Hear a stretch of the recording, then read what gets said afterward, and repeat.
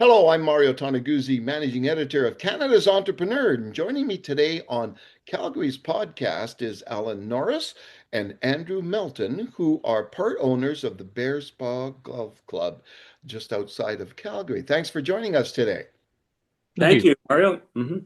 All right, so maybe I'll start off with Alan. Can you talk a little bit about the history behind what happened to the Bearspaw Golf Club? It was in financial straits, so to speak, a few years back, and then you guys came in. But tell me, Yeah, I'll maybe what I'll do, Mario, if it's okay with you. I mean, I came in part of the way through after that because I was still working full time, but Andy is probably well versed with respect to because he was sort of leading the charge back in 2019, and I oh, knew what was going on, but he was intimately involved at that point. let's So start with Andrew. Talk about Sure. that.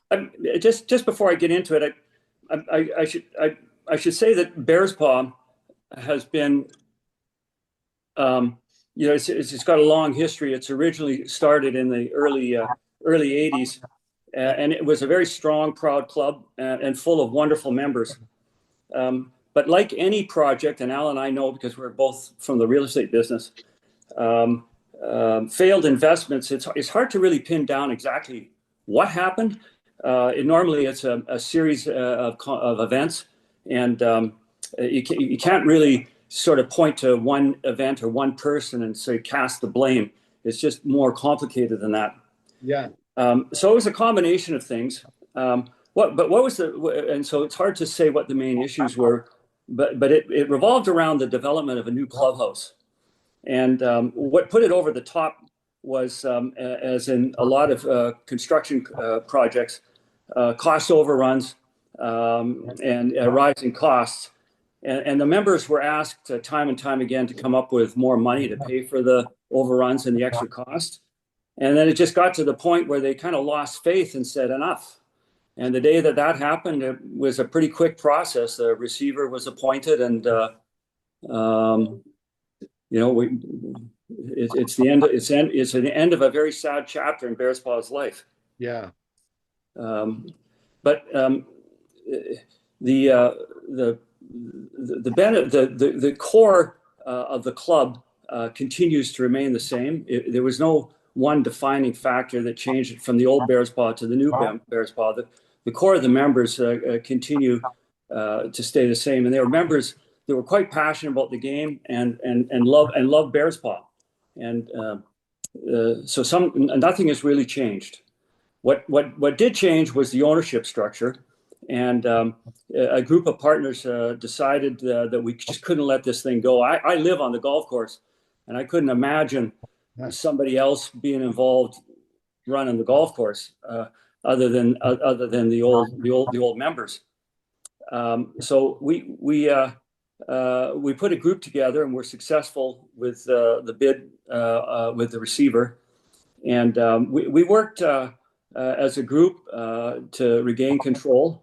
But it's really the members. I go back to that. I mean, we put our money up and made took the risk, but it's the members who, in spite of what happened and gotten over their hard feelings from losing their original membership, that that just continued to support us and get behind us. So, Andy, what year was that? The financial trouble started in 2018, and it basically went into receivership sort of towards the beginning of 2019. Okay. And the new ownership was in place when? At the end of 2019, Okay. just in time for COVID to start. Weren't they telling you to go out and do stuff in outdoors? Yeah. COVID did help us in many ways, as it turns out. helped a lot of golf courses actually. Yeah, So Al, definitely. tell me about how you came into this, when and why. I came in sort of 2.5, 3 years into the investment that Andy and the other 12 made. I was still going full time as CEO of Brookfield, and I just didn't have the time at the beginning to. I was traveling all over North America, so um, when the club originally started, they didn't have their own GM or head pro or whatever Andy's group. obviously ended up being handed the keys, and then, okay, what do we do now type of thing. And so they hired a management contract group to manage it for a period of time. And it became clear that there was a number of things that we needed to do. And this comes into some of other points about how we've succeeded down the road. We felt that as a group, we needed our own GM, our own pro, and our own control over the day-to-day management of it through the board. And so I came in on that basis and invested. And the group that was actually managing it had a shareholding interest in it as part of the 13.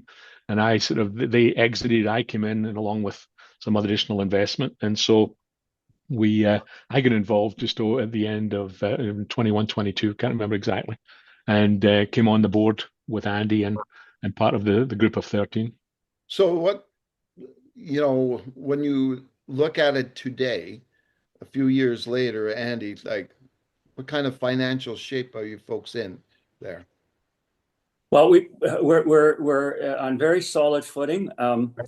We've got great partners who are all philosophically aligned with the vision, and everybody is very much of the belief that you rest easy at night when you don't have debt. So we're in very good financial shape. Very very confident about our ability to continue doing what we say we're going to do. So what turned things around? I don't. Well, firstly, the debt was the club was under heavy debt, and even if the old members had put up another cash call, that club would have been saddled with a tremendous amount of debt. And particularly in the golf business, the margins are not wonderful. They're pretty tight, so it's very difficult to get out from underneath that. So I would say that the biggest change is the club it's got no debt and is on great financial footing. But what hasn't changed is our members. Our members are, by and large, many of the members that were members beforehand are now members again. And they got over their hard feelings and disappointment and are now very much engaged and good solid membership. Yeah. But I would also add that we've reduced the demographic. It's not a bunch of old folks like Andy and I necessarily. So we had a core come back without question, as Andy said, but the demographics of the game have changed somewhat. And we're seeing a lot of mid 30s to mid 40s families with young kids coming in. Yeah. I mean, so we're seeing, we've got, I think it was 125 juniors all playing at this point, and young family. It's a great demographic for the future of not only our club, but for golf generally, if you can offer some of those alternatives for those options for some of the families. Yeah. So what's happening in the future with the club? I mean, right now we've announced we're going to go fully private. I mean, to begin with, to pay some of the bills, shall we say, there was the public could sign up for tee times. We've gradually been restricting that availability over time as we increase the membership of those who are members of the club. And so we're now at the point where we want to make sure that our members have as good access to the first tee without being restricted. I mean, one of the reasons why you become a member of a private club is to get access to that tee. Otherwise, you're really just another form of a public thing, and you're just phoning up for tee time. So we're gradually moving to that direction, to that ultimate goal of being private, which we've announced, and we've also announced that the cost of joining is going up from $40,000 to $50,000 as of August 15th. So we will be fully private. We'll still host charity tournaments and things like that going forward, Mario.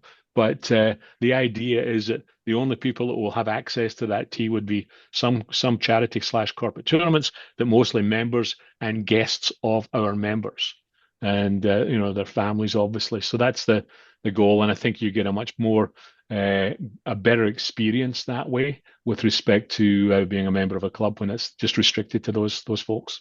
Okay. I could add to that, Mario, if you don't mind me jumping in. Yeah. We really want to become known as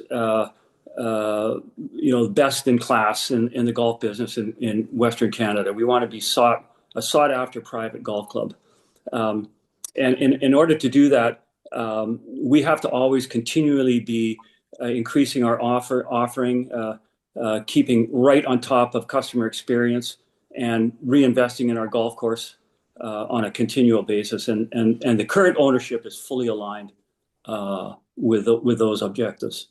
Okay, before we sign off here, gentlemen, just a little bit about each of you, like so our viewers can understand your backgrounds. Let's start with Alan. Tell us a little bit about your I've back.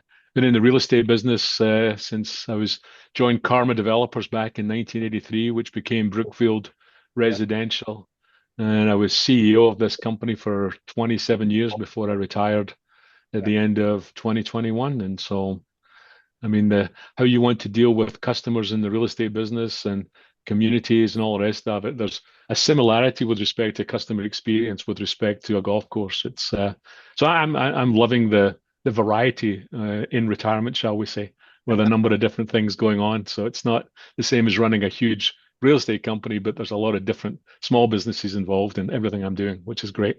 excellent. Nandy? Yeah. Well, I feel like I've been in the real estate business all my life. My dad, Melcor Developments, are the company that we're involved in. Its predecessor company was Melton Real Estate, and I can remember as a very young boy sitting in the back of my dad's Packard, going from open house to open house. So I've been in the real estate business a while. I'm still very involved in Melcor. I continue to sit on the board, but my major responsibilities right now, other than working with Alan to run the golf course, is to be a super grandfather. That's my key objective right now. Okay, I would one. say that's similar as well. We've got all our grandkids playing golf. I've got Shelley and I've got 9 grandkids, and they're all playing at the golf course. So as well. There you go. All right. Well, super. I appreciate both of you taking the time today to do this. Thank you. Okay. Thanks, Mario. All Okay. right, thank you very much. Cheers. Bye. Alan Norris and Andrew Melton, part owners of the Bearspaw Golf Club in Calgary. I'm Mario Toneguzzi, managing editor of Canada's Entrepreneur. Thanks for joining us today.